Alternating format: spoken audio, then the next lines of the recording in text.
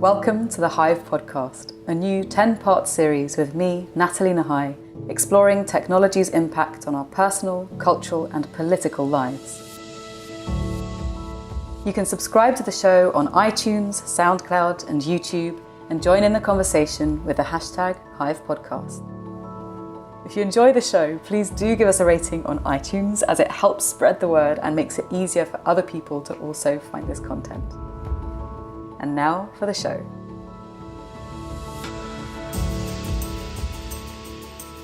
Jamie Bartlett is the Director of the Centre for the Analysis of Social Media at Demos, a leading cross-party think tank in the UK that explores power, how it works, and how to distribute it more equally throughout society. He's also the author of several brilliant books, including The Darknet and Radicals, which I highly recommend, and his current work focuses on the ways in which social media, modern communications and technology are changing political and social movements, with a special emphasis on terrorism and radical political movements. His new book, The People vs. Tech, is out now, and in this episode we will be taking a rollercoaster ride through politics, persuasive technology and the Cambridge Analytica scandal, as well as the dystopian potential of surveillance, AI and inequality to corrode the foundations of democracy. Strap yourselves in.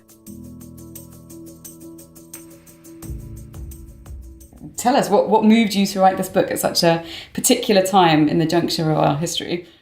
Well, yeah, I mean, it's I guess I've been seeing over several years increasingly alarming stories about what was seemingly disconnected events where technology and politics were clashing in some way, whether it was Russian bots or Cambridge Analytica or automation or the death of print media, increased rage and polarization in social media politics. And I just, after a lot of reflection, I just came to the conclusion that they were all part of the same underlying story. We have a sort of 200-year-old democracy, which is analog, built at a particular time with a particular set of technologies.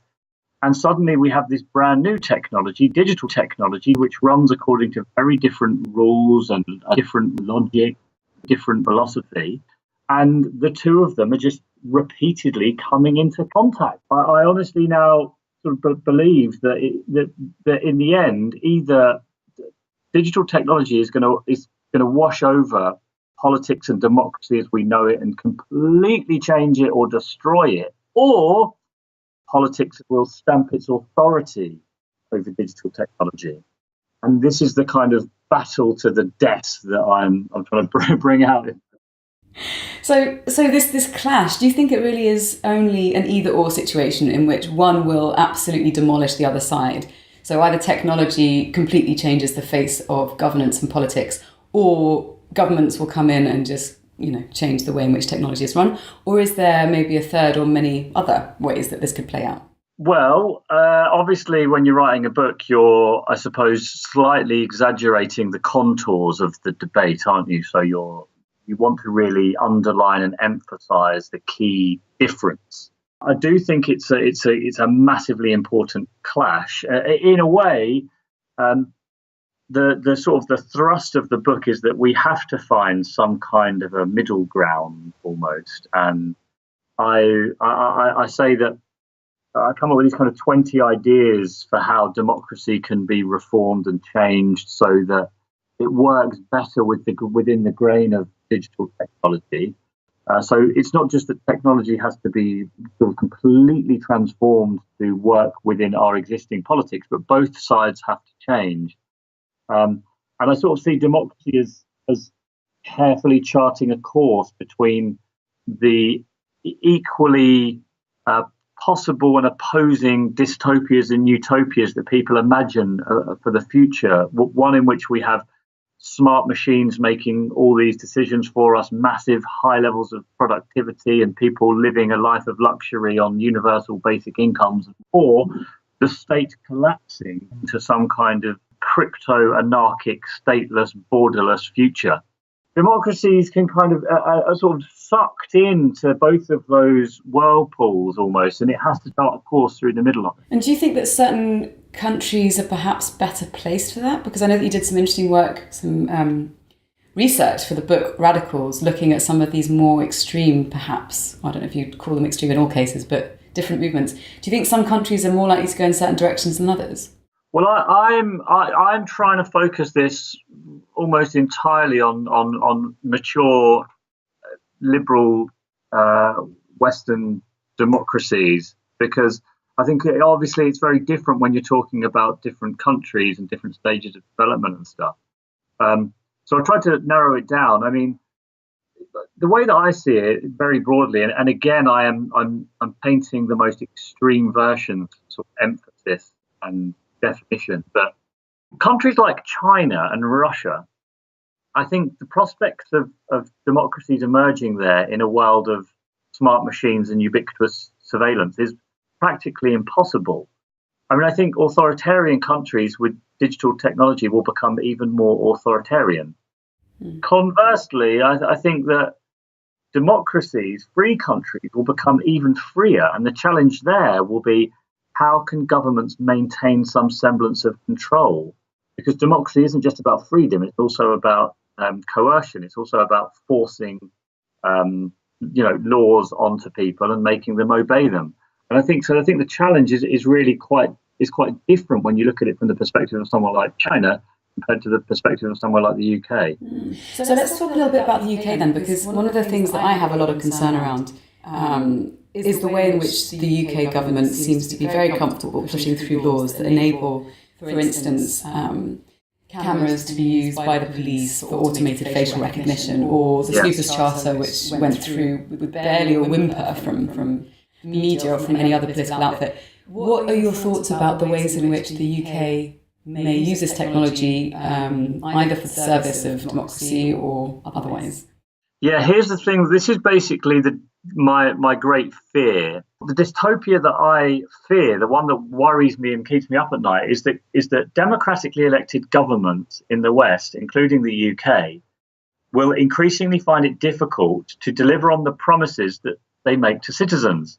They'll be unable to raise taxes. They'll find it harder to police cybercrime, and citizens will kind of lose confidence in governments. And what will then happen is that cash-strapped police forces and other public services will increasingly turn to hyper-effective digital methods to hold the line, if you like. So more and more importation of smart policing, predictive policing, facial recognition technology, automated hate crime detection, which will save them money, but will in fact be in many ways quite disempowering and undemocratic. And this is what really worries me, that we will almost drift into the use of these technologies simply because the police in particular can't afford to do anything else. I'm not sure that I have a really easy answer for that, except this is the challenge that I see on the horizon. That's quite troubling, actually. Well, yeah, it is. But you see, the thing is, it's not quite the same as saying that evil police forces will be, very sinister about using this technology. People will demand it because they will see it as a way of, maintaining law and order. I think that's the thing that's most disturbing, is the fact that it would be the people who would usher in the use of these technologies, much in the same way that, we kind of, it was basically consumers that brought surveillance tech into their pockets because we thought that it was fun and entertaining and seductive, and we didn't really know what we were signing up for. Well, exactly. I mean, think about it. 1/4%, less than 1/4% of cybercrime is successfully prosecuted in the UK. Wow. It's really, really difficult. And the more that our lives are connected, especially when we import all sorts of smart technology and internet-enabled devices into the home, we'll be demanding that the police can do more. And we'll happily trade much more of our privacy in order to help prosecution and stuff. And there'll be some pretty worrying side effects of all of that, and it will. This is my view. In democracies, it will be people-led rather than government-led. Although, of course, governments have to do it too, but it will be driven by popular demand. Do you not think that there's some sort of growing change in sentiment in the ways in which people are realising how their data can be used and misused? And do you think that there is a sense that people are wanting to slow down the march of, quote-unquote, progress? So, for instance, all of these scandals with Cambridge Analytica and various other outfits that have shown that actually it's very easy to hack data, to manipulate people's perspectives and opinions, and to change the course of history. Do you not think that people are maybe becoming a little sceptical of welcoming this kind of tech into their lives without due consideration? Well, you got to remember that I wrote this book. I started writing this book about 9 months ago. And long before any of the Cambridge Analytica stuff became really on everybody's mind. And I do think that this case in particular has woken people up to a lot of the things that are going on. So in a way, it's really useful timing for my book, because it's about exactly the same subject. I have a chapter on Cambridge Analytica. Of course you do. But in another way, it's sort of done the job for me, because I wanted this book to be the thing that made people realise, oh my goodness me, there's all these threats to democracy that come with the trade that we've made of exchanging our data for free stuff. And Cambridge Analytica's story seems to have done that for me already. So I think you're right. I think there is definitely a moment where people are worrying about it. But we have had several moments like this before in the past. The Edward Snowden revelations, I remember very well after that saying, oh, now people are going to start using encryption all the time and people are going to change their behaviour because they understand the nature of surveillance. And for about a week, everyone seemed to care. And then nothing, and then it just kind of went back to the way it was before. Mm-hmm. So the danger we have, of course, is that we forget about this and we drift back into the same old behaviour. Oh, and look, as I'm talking to you, I've just seen on Twitter someone saying how Durham Police Force is using artificial intelligence to make decisions about who stays in custody. Exactly what I'm saying.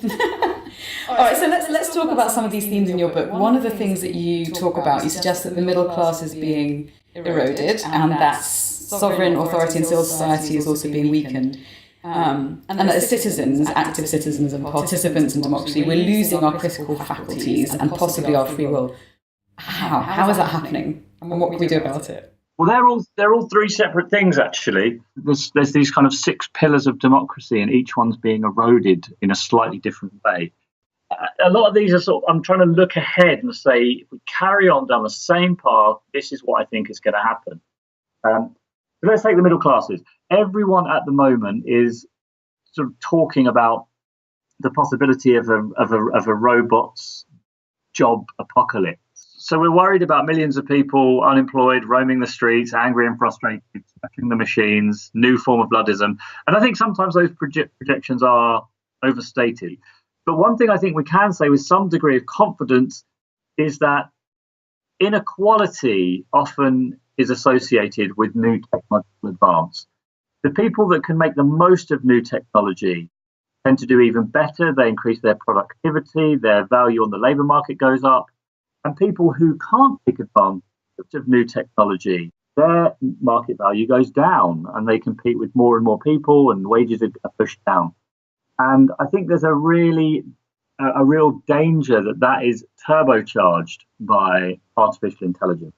So you have a small group of people who do exceptionally well, and especially, by the way, if a lot of the advance in productivity is the result of machines, who owns those machines will benefit disproportionately from that. Mm-hmm. And there's a real risk that a certain category of middle-class jobs, clerical work, legal work, human resources work, those jobs in particular that could be automated, sometimes they're called cognitive non-routine jobs. They're the ones that I think are most at risk of automation.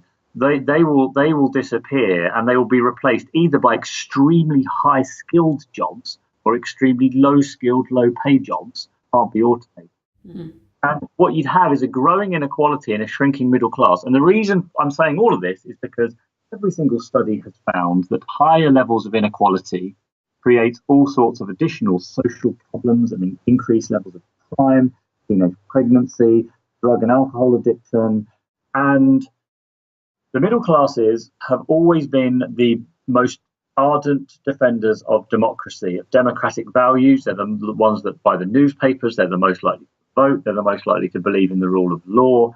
And if the middle class evaporates and we have mass inequality, then the fabric of society starts to wear away and support for democracy wears away too. And I think that's the thing to worry about, not this like spooky story of mass unemployment, but mass turbocharged inequality. Mm.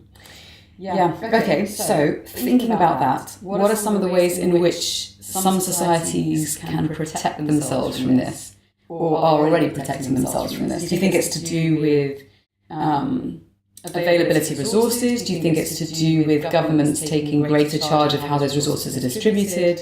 Who kind of takes responsibility? Is it a political thing, an economic thing, a social thing, or is it really quite a blend of all of these elements?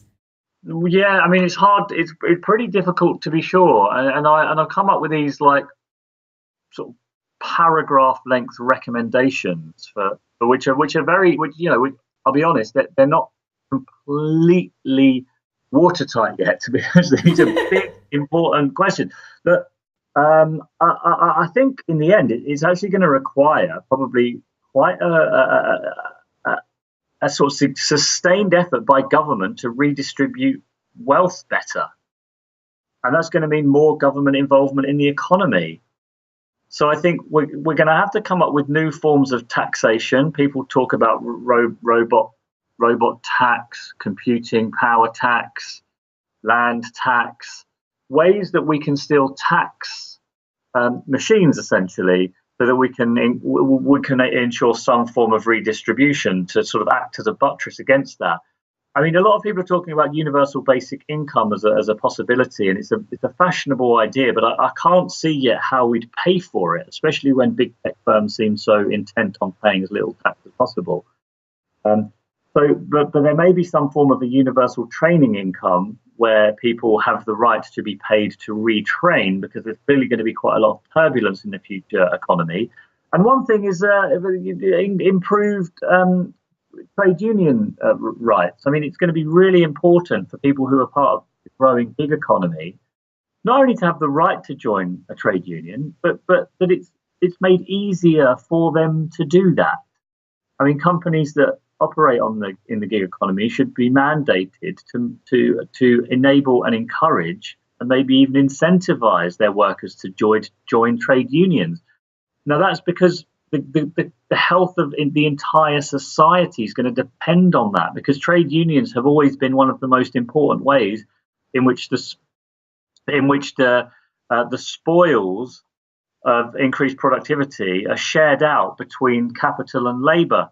And at the moment, capital's sucking up a lot of that, and labour isn't, and this is part of the problem. So there's going to have to be quite a lot of experimentation, I think, and I can't profess to know exactly how that's going to play out, but I'm pretty sure that we're going to need to try something. Mm. Do you think that links to the seeming increase in popularity of more socialist or social-leaning parties within government? So, for instance, looking at the appeal of people like Jeremy Corbyn or Bernie Sanders, that may not have been something which you would have seen maybe a decade ago. Do you think that's connected to this? Interesting. To be honest, I haven't really thought about that. It's certainly possible, although I think there's a lot of other. Obviously, of course, I would say this. I think there's quite a lot of other reasons for that too. And not to mention, there's great appeal for the strong populist political leader who comes in and promises easy solutions to difficult questions. I think that's as important. It is interesting that a lot of the sort of new wave of modern sort of radical leftist thinkers and politicians are now quite firmly thinking about this issue. Like, do we nationalize some of these big tech firms? Do we have new cooperative ownership models? Do we have universal basic income? I mean, they seem to me to be the side that's thinking most about this, and I think that's a very positive sign for them, because I think they are the questions that need answering in the next 10 years. So let's talk a little bit about some of the ways in which technology is shaping us and where it's coming from. So I know that in the book you touch upon the people who are kind of creating the technology that we use, so the people up in Silicon Valley and maybe some of the culture that they are pushing through to us. Can you tell us a little bit about your thoughts around that, some of the themes in the book? Yeah, well, there's certainly a culture in Silicon Valley, and anyone that's been there would recognise it quite quickly. It's a techno-utopianism, a belief that so many of the world's problems can be solved by data and tech. Mm-hmm. So this book is not another whinge about evil Facebook and evil monopolists and evil technologists that are masquerading as cool guys. Everyone's written about that, and it's getting a little bit boring. And I think most of the people there actually are true believers in the emancipatory power of technology. I just think it's a far deeper underlying structural problem about these two worldviews coming into contact, clashing. But I think that optimism, that utopianism about the power of data, is one of the reasons that these companies seem astonished every time someone uses it to do something bad. This is why, like, Facebook seems genuinely amazed that Cambridge Analytica could have taken their data and used it to work with Donald Trump. It is obvious. Mm-hmm. It's obvious. Only somebody who has such a naively optimistic view about the power of data could be surprised by any of this. Do you think it's naive optimism, though, or do you think it's a messianic sense of self-belief? Well, any time that you're totally surrounded by other people that are true believers, then you start to become immune to other voices. And I mean, it's probably a bit. I mean, I see them as the kind of the modern day French revolutionaries who are so intent on the belief that they can restructure the entire world on these abstract principles of efficiency and effective data usage and connectivity and network, that they kind of struggle with the messy realities of the real world. And so, and that's what so often I think gets them into trouble. Is there a different way that we can progress using technology? Because I think one of the difficulties is thinking, well, if we just clamp down, then we're missing out on a lot of opportunities to help better the world. And for instance, let's say climate change technology or fuel technology, whatever it might be. Do you think there's a way in which we can kind of use the good bits to try and reform the aspects that are working less well? So for instance, an example could be bringing in the legislation of the GDPR, how that's going to affect the way in which companies treat data. Do you think that's a possibility? I mean, that's the aim, isn't it? Everyone always wants to maximise the good bits and minimise the bad bits. And it's certainly the case that we don't want to completely throw out all the great new tech that we have and lose the benefits in climate change or health care or 1,000 other things besides, although they're always the two examples that people give. But I think in the end, and I also do say in the book that we need to continue to develop with technology. Of course we do.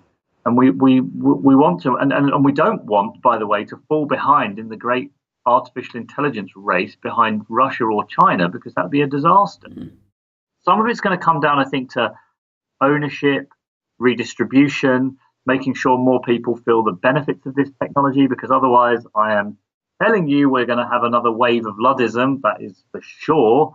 So there is going to be a part of that, but we may have to pay some cost. We may have to pay some personal and social cost to make sure we rein in the sort of the untrammeled power of big technology. So the GDPR is a really good example. I think it's an increasingly clear that is a very good piece of legislation indeed, but it will probably cost some businesses some money. It will probably slow down the development of some of the technology and services that are offered. Well, that's just the price we might have to pay. At a personal level, I'd like to see far more paid for social media services, so we aren't engaged in this free services for your data transaction. And that might mean we have to pay for some social media.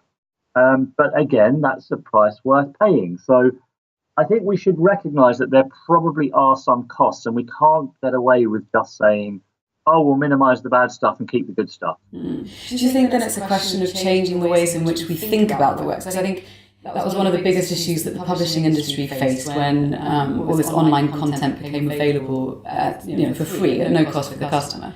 And people were predicting that that was the end of the publishing industry, and now all of this issue around fake news means that great journalism is at a premium. And so, of course, the publishing houses that have managed to deal with the changes are now still here, and they're better placed to be able to deal with some of the challenges that we're facing now. Do you think that's also the case when it comes to social platforms and other forms? Does everything need to go through the reform? And do you think we're ready for that conversation? We're ready to start maybe putting our money where our concerns are? Well, I don't know. I don't know. Yeah. It's very hard to predict, isn't it? The kind of the broad sweeps of public opinion, because also I'm very conscious that I'm in a little bubble of other people that write about tech, and we have a very particular view on things. Note, for example, how many people in the little bubble of tech writers were talking about, oh, everyone's going to delete Facebook. Look, it's trending. Delete Facebook is trending. Mark Zuckerberg said a couple of days ago that they've had basically all this stuff has had more or less no impact whatsoever on the number of users or the amount of content being shared. Yeah, that's disappointing. I'm really not sure. I guess I just, I've always undervalued or underappreciated the power of convenience. In the end, it's like convenience, ease, carrying on as you were. It is such powerful drivers of behaviour, which is probably why regulation is quite important. Yeah, I'm increasingly the same opinion. I think anything that requires conscious and painful and laboured effort is avoided by most of us most of the time. And I think, I think that includes the way that we use social platforms. And I think unless there's an immediate, tangible and painful cost to be paid, so for instance your Tinder profile gets hacked and then your bank information gets leaked and then you lose your money, unless it's something as tangible and concrete as that, we're actually quite reticent to make change. Exactly. And I think we're slowly beginning to realise that. So maybe that's the first realisation ahead of realising that we need to rebalance our relationship with technology. Although you do see lots of examples of that. I mean, I know so many people now sort of talking about having switch off times and these, that kind of behaviour. I think that before we even begin to sort of understand how behaviour is changing and our kind of relationship with tech is changing, it's to recognise just how hard that is and how slow and difficult it is. And maybe that in itself is a useful insight. Okay, so I have three questions to close out the interview with. The first is, given everything that you've just written and everything that's going on, what is your greatest concern for the future? Oh, it's that we drift into a techno-authoritarianism where we have all the trappings of democracy, but in fact society is run by a tiny number of extremely powerful tech-savvy elites. And most people are perfectly happy with that because it means that they're richer, wealthier, and have more gadgets. Okay, what's your greatest hope for the future? That doesn't happen. All right, and if you could give people one action that they can take today to help fight against that future so that we still retain our democracy and a bit of agency, or hopefully full agency, what would that action be? What would that advice be? Well, obviously to read my book, because if you read my book, you will find there are 20 suggestions of things that people can do. And so, that is the first and most obvious thing. But joking aside, I suppose a recognition from each person that the swipes and clicks and shares and online choices that you make are in some senses political. They're all going into feeding the machine, to feeding the algorithms, to building the society that many of us are getting worried about. But a recognition that we, all of us, each of us, are complicit in this. We have made this happen. Therefore, we are probably the ones that have the agency to change it. But that's going to require a much more conscious sort of understanding of the things we do online. So that's the awakening thing. Yeah. Well, Jamie, thank you very much for sharing all of that with us. Thank you for listening to the Hive podcast with me, Nathalie Nahai. To find out more about today's guest and the topics we explored, you can find resources and links on the show notes page at nathalienahai.com/The Hive podcast. If you enjoyed the show, please do give us a rating on iTunes and join in the conversation with the hashtag HivePodcast. Thanks again for listening, and I look forward to sharing more with you in the next episode.